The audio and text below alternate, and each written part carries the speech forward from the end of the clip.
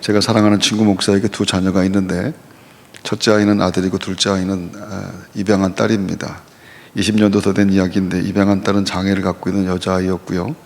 폐 그리고 귀 등의 문제가 많았던 아이는 그동안 몇 번의 수술을 했고 지금도 정상은 아니지만 이제 어엿한 성인이 되었습니다. 아이는 몇 살 위인 오빠와 늘 다투고 부모와도 마찬가지로 늘 다퉜는데 어느 가정의 부모 자식과 같이 똑같이 그야말로 지지고 볶고 자랐습니다. 작은 교회에서 사역을 하는 친구 목사에게 장애를 가진 아이를 입양해 양육하는 것은 만만치 않은 일이었습니다. 하지만 하나님이 주신 선물로 여기며 아들과 똑같이 사랑하며 키웠죠. 어느 순간부터 입양했다라고 하는 사실을 잊어버릴 정도가 됐습니다.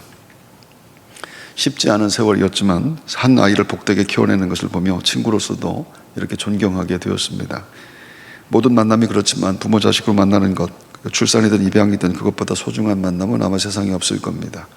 그렇게 입양한 자녀를 키워내는 이야기들은 세상의 어떤 일보다도 귀하고 또 소중한 것이 분명합니다. 그런데 자식을 입양하는 이야기들은 심심치 않게 접하지만 저는 어머니를 입양한 이야기도 알고 있습니다. 지난주에 미국에서 오신 우리 목사님, 오늘 소개하신 그 목사님께서 해주신 얘기인데, 목사님의 친구분 중에는 60년 가까이 촌놈이라 불리는 분이 있다고 합니다. 신학교에서 처음 만났을 때부터 생긴 것도 말하는 것도 행동하는 것도 다 촌스러워서 처음부터 촌놈이라고 불렀다고 하죠. 근데 그분이 친구의 어머니를 모시고 삽니다.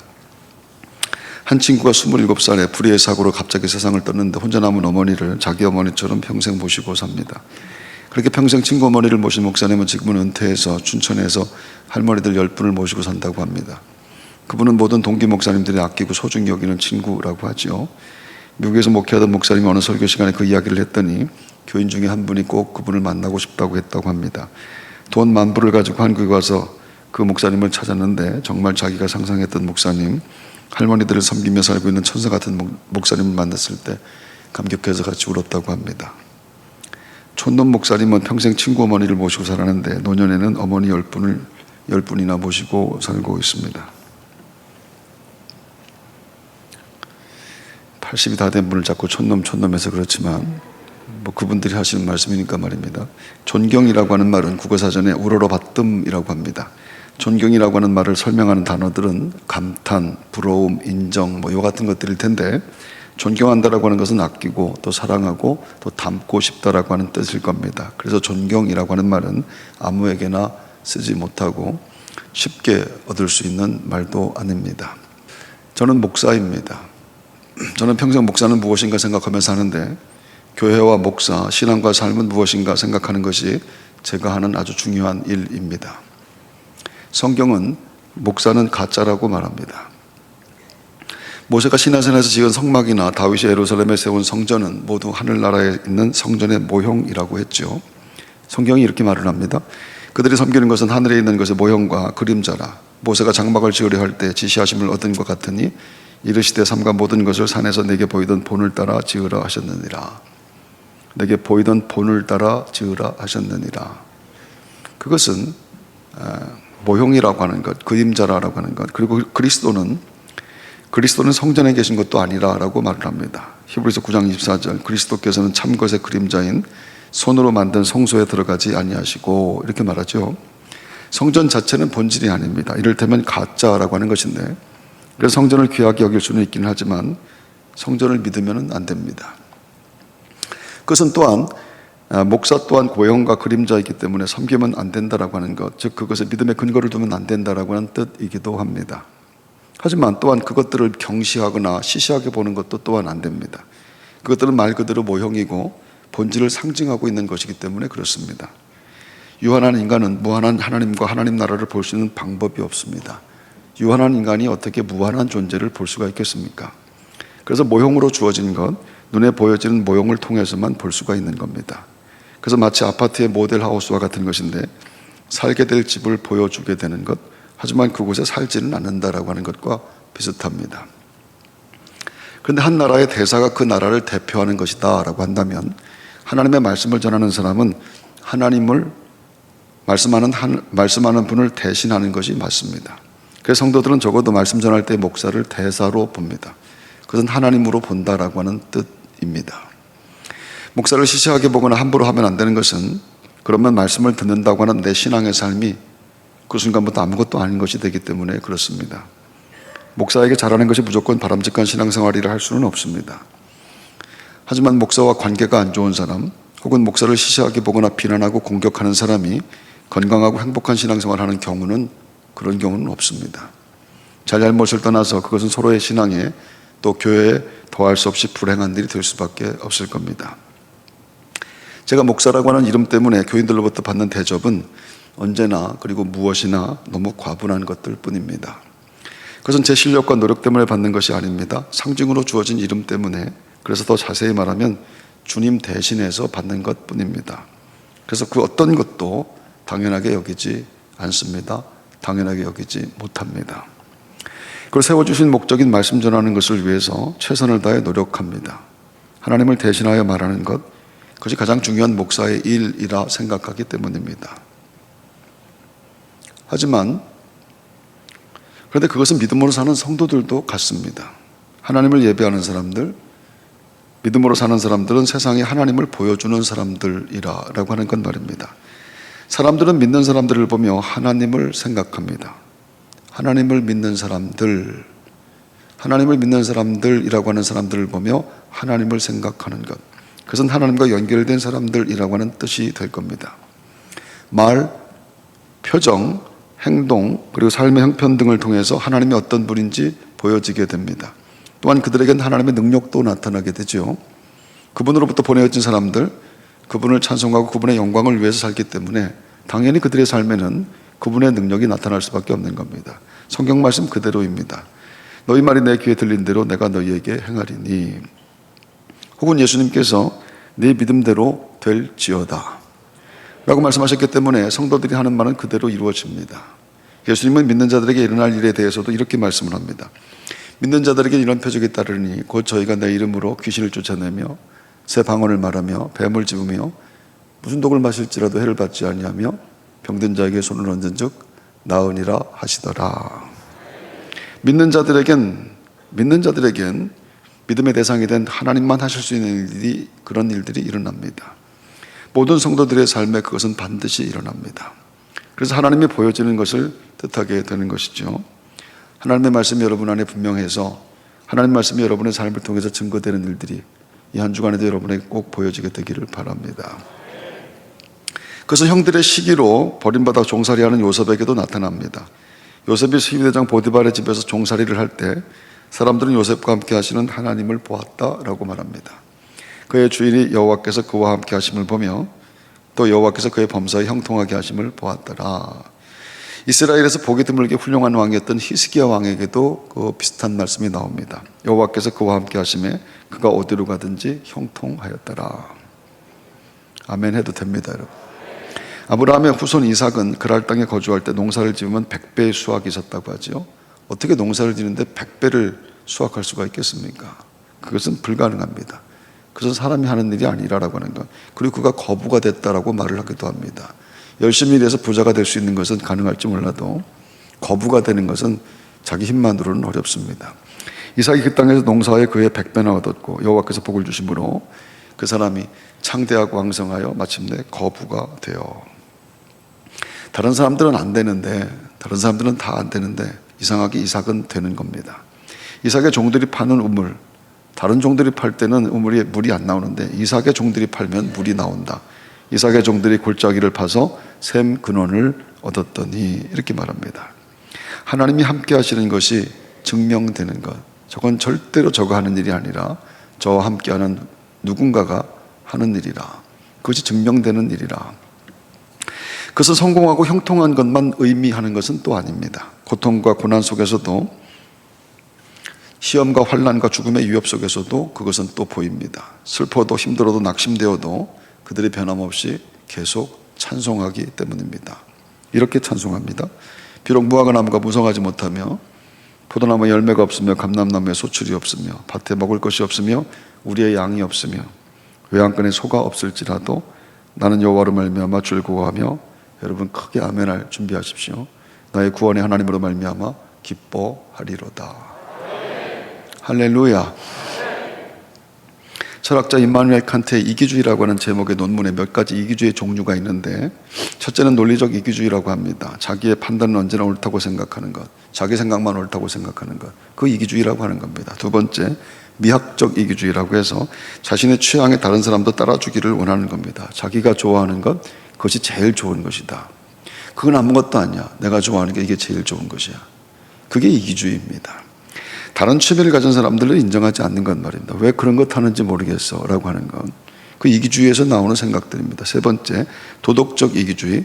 자기 자신이 모든 행동의 목적과 중심이 되고 기준이 되는 것을 말합니다. 모든 것들을 자기 중심으로 생각하는 것, 자기 아니면 아무것도 안 된다라고 하는 것, 그게 이기주의라고 하는 것인데, 그리고 모든 이런 이기적인 사람들, 이기주의를 갖고 있는 사람들의 공통된 특징, 이기적으로 사는 사람들의 공통된 특징, 불행하다라고 하는 겁니다.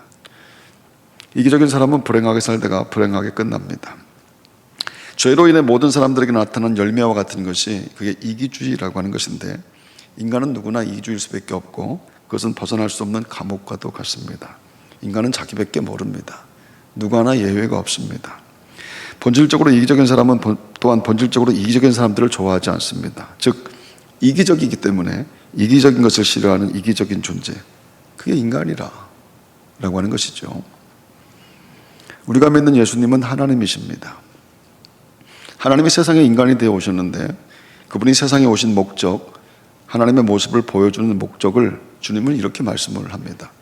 인자가 온 것은 섬김을 받으려 함이 아니라 도리어 섬기려 하고 자기 목숨을 많은 사람의 대속무로 주려 함이니라.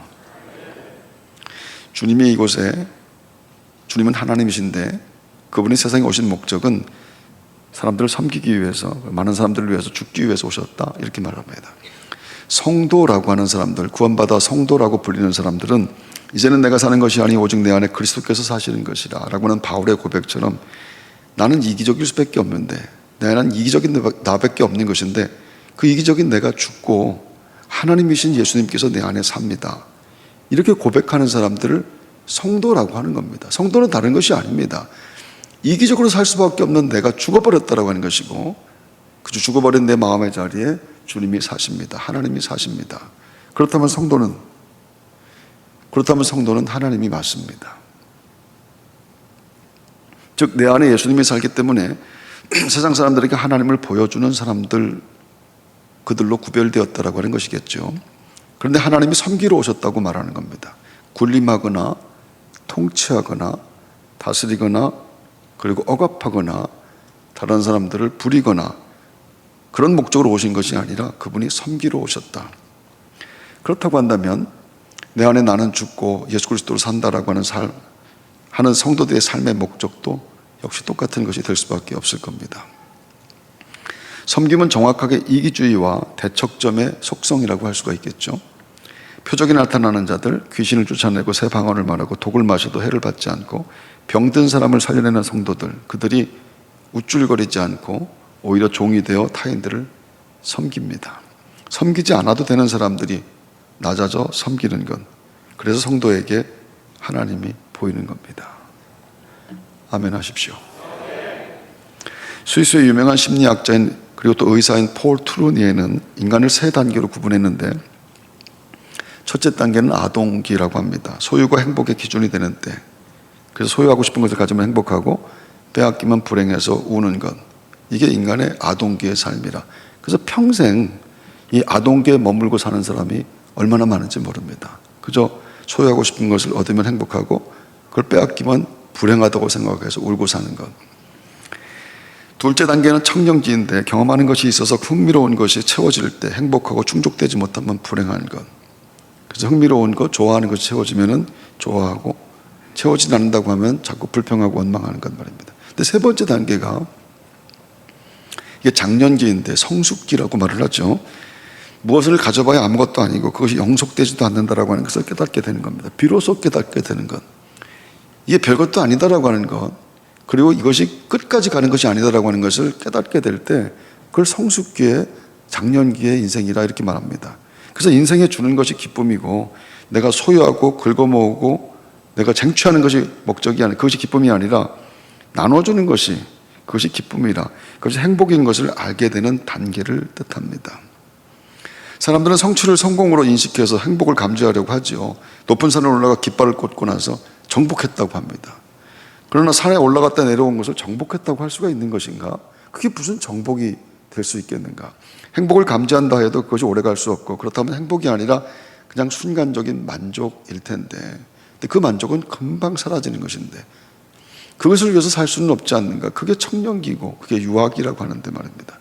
폴 트루니에는 인생에 주는 기쁨보다 더한 것이 없다는 것을 깨닫는 것이, 주는 것보다 더 기쁜 것이 없다라고 하는 것을 깨닫는 것, 그게 제일 성숙한 단계라고 합니다. 철들면 베풀고 사는 것이 제일 행복한 것을 알게 되는 것이라.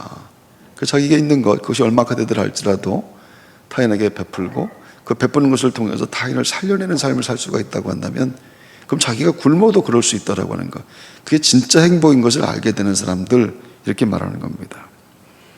그래서 예수 믿는 것이 철든 겁니다. 예수 잘 믿으면은 그럼 반드시 행복해집니다.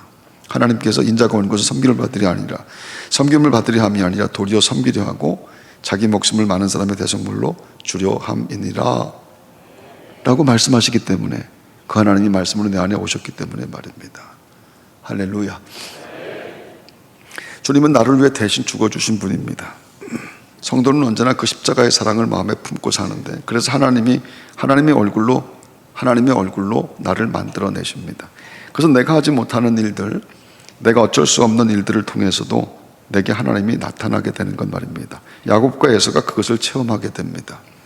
형의 장자권을 빼앗고 도망갔던 야곱이 20년 만에 형 에서를 만나게 되는데, 야곱은 평생 가장 길고도 긴박한 밤을 야복나루에서 보내게 됩니다. 그 밤에 혼자 죽느냐 사느냐 탈진할 정도로 밤새운 기도에 결국 야곱은 응답을 받게 되지요. 하지만 응답을 받기는 했지만 형과 만나는 시간이 가까울수록 긴장은 점점 더 고조됩니다. 야곱은 에서를 만났을 때 7번 땅에 엎드려 절을 합니다. 형을 위한 최대한의 예의와 존경을 표시하는데, 하지만 언제 에서의 칼날이 날아들지 모르는 그런 상황입니다. 에서는 군인 400명을 데리고 야곱을 잡으러 왔기 때문입니다. 그 옛날 에서에게 지은 죄 때문일 텐데, 형은 20년 동안 언젠간 동생을 죽이겠다, 반드시 내가 너를 죽이겠다라고 별로 왔습니다. 하지만 야곱을 본 에서가 달려와 얼싸안고 목을 어긋맞기고 울기 시작합니다. 둘이 같이 울었다고 하죠. 모든 두려움이, 그리고 모든 원망이, 그리고 모든 악한 마음들이 순식간에 사라졌습니다. 야곱은 3차례에 걸쳐서 형 에서에게 내 주께 은혜를 입으려 함이니이다, 이렇게 말합니다. 그리고 내가 형님의 얼굴을 배운즉 하나님의 얼굴을 본 것 같습니다. 내가 형님의 얼굴을 배운즉 하나님의 얼굴을 본 것 같습니다. 그렇게 말하죠. 분노가 사라진 에서의 얼굴은 분기탱천에서 달려왔었는데, 그것에 분노가 사라지자 에서의 얼굴이 하나님의 얼굴로 변했다. 성경이 그렇게 말하는 겁니다. 에서는 비단 옷에 자기가 복을 받겠다고 내 복을 빼앗아 갔던 그 야곱, 그 동생, 그놈이 비단 옷에 개기름이 흐르는 그런 얼굴을 기대했는데, 그런 야곱이 아니라 거짓골을 하고 환도뼈가 부러져 장애인이 된 야곱을 보았습니다. 야곱은 자기를 끌어안고 오는 에서의 얼굴에서 또 하나님을 보았습니다. 에서가 처음부터 그러고 싶은 것은 아니었죠. 야곱을 끌어안아주기 위해서, 껴안아주기 위해서 군사 400명 데리고 온 것이 아닙니다. 죽이려고 왔습니다. 그런데 하나님이 마음을 바꿔주셨습니다. 초라한 동생의 모습을 보고 울었습니다. 그래서 하나님이 만드신 것이 맞습니다. 야복강에서 환도뼈 부러져 절뚝거릴 때 그것이 치료와 회복인 것, 그것이 하나님의 얼굴을 보게 될 일이라고 하는 것을 야곱은 절대로 몰랐습니다. 내가 왜 이렇게 여기서 환도뼈가 부러지고 내 비단 옷이 이렇게 거짓골이 되고 내 얼굴이 이렇게 돼버렸는가. 즉 고난과 고통과 실패가 성공의 재료요, 수단이요, 길이었다라고 하는 것을 야곱은 몰랐습니다. 하나님이 에서에게 하나님의 얼굴, 그리고 야곱에게 하나님을 볼 수 있는 마음을 만들어내신 겁니다. 하나님께서 원수를 형제로 만들어내 주셨습니다. 할렐루야. 예수님이 제자들을 데리고 높은 산에 올라가셨을 때 얼굴이 해같이 빛났다라고 말하죠. 마태복음 17장 2절 말씀, 그들 앞에서 변형되사 그 얼굴이 해같이 빛나며 옷이 빛과 같이 휘어졌더라. 예수님 닮은 성도의 얼굴에는 빛이 있습니다. 어둡고 무섭고 환한 얼굴들에 말씀이 들어가면 밝고 빛나고 예쁜 얼굴로 변화됩니다. 참 신기하고 그리고 또 신비로운 일입니다. 그래서 예수 잘 믿으면은 반드시 예뻐집니다. 저는 예수 믿어서 이만큼 됐습니다. 예수 안 믿었으면 차마 쳐다볼 수도 없을 겁니다. 여러분은 아닌 것 같습니까? 여러분도 마찬가지입니다. 몸과 마음과 얼굴에 새로워지게 하시는, 새로워지는 신비로운 은혜, 예수 잘 믿어서 얻는 사람들, 빛나는 사람들, 하나님께서 새롭게 만드시는 사람들, 예배하는 저와 여러분들인 줄로 믿습니다. 할렐루야. 하나님은 눈에 보이는 어떤 것이 아니라 하나님은 말씀이라고 말합니다. 말씀이 하나님이시라. 말씀이 하나님을 알게 하는 현실의 삶을 해석해 주시죠. 말씀이 주어지지 않았을 때는 바위나 나무나 하늘이나 별이나 바다나 이런 것들을 보고 하나님이라고 말했습니다. 이스라엘 광야 40년은 피곤하고 힘들고 불안하고 그리고 두려웠습니다. 모세를 통해 말씀으로 그들을 살게 하셨는데 그들이 하나님의 음성을 듣고 살 때 매일 하늘에서 만나가 내렸다고 합니다. 굶어 죽은 사람이 하나도 없었습니다. 성경에 이스라엘이 광야 40년 동안 먹을 것이 없어서 굶어 죽었다, 그런 얘기는 없습니다. 그들이 원망하고 불평하고 우상숭배를 해서 죽었다라는 얘기는 너무 많지만은 굶어 죽었다는 얘기는 아무도 없대요. 여러분 잘 들으십시오. 예수 잘 믿으면 절대로 굶어 죽지 않습니다. 아멘 하십시오. 40년 동안 옷이 헤어지지 않았다, 이렇게 말을 합니다. 어떻게 옷이 40년 동안 헤어지지 않을 수가 있겠는가? 근데 성경이 그렇게 말을 하는 겁니다. 낮에는 50도까지 올라가고 밤엔 영하로 내려가는 변화무쌍한 사막의 기온에서도 노인과 아이들까지 죽지 않았다라고 말합니다. 민수기 23장 22절, 하나님이 그들을 애굽에서 인도하여 내셨으니 그의 힘이 들소와 같도다. 하나님이 200만 명 가까운 사람들, 그 어린아이와 노인들까지 들소같이 뛰게 만들어주셨다, 그렇게 말하는 겁니다. 그것은 말씀 듣고 사는 사람들을 살려내시는 하나님의 은혜와 하나님의 복이 부어지게 되는 줄로 믿습니다. 말씀으로 사는 성도들, 말씀을 살아내려는 성도에게는 반드시 하나님의 모습이 나타납니다. 수고하고 희생하고 섬기는 하나님, 죽음도 두려워하지 않는 엄청나게 센 엄청난 하나님, 내 삶의 자리를 기어이 사랑과 용서와 복으로 만들어내시는 그 하나님이 성도의 삶에는 반드시 나타납니다. 여러분에게도 나타납니다. 할렐루야. 여러분들은 목사를 믿으면 안 됩니다. 하지만 목사를 통해서 주시는 하나님의 말씀은 목숨을 걸고 믿어야 됩니다. 그 말씀이 하나님이시고 말씀에 영원한 생명이 있기 때문입니다. 말씀에 들어가면 성도의 모습에 하나님이 나오는데, 그래서 우리 교회에 하나님 닮은 사람이 이렇게 많은 겁니다. 성품도 능력도 여러분은 신실하신 하나님을 닮은 분입니다. 오늘도 우리는 부족하지만 말씀을 통해서 더 하나님을 닮아가게 하나님 지금도 만들어내고 계시는 줄로 믿습니다. 그래서 주님 앞에, 주님의 보좌 앞에 사는 사람들은 사람들을 살려내는 사람들입니다. 하나님을 만나면 사람들이 살아나기 때문이죠. 여러분은 영혼 구원의 축제, 이 안드레 축제, 하나님의 모습이 되어서 사람들 살려내는 사람들, 하나님으로부터 보내어진 아름다운 선물들, 그런 인생이 다 되시기를 주의 이름으로 축원합니다.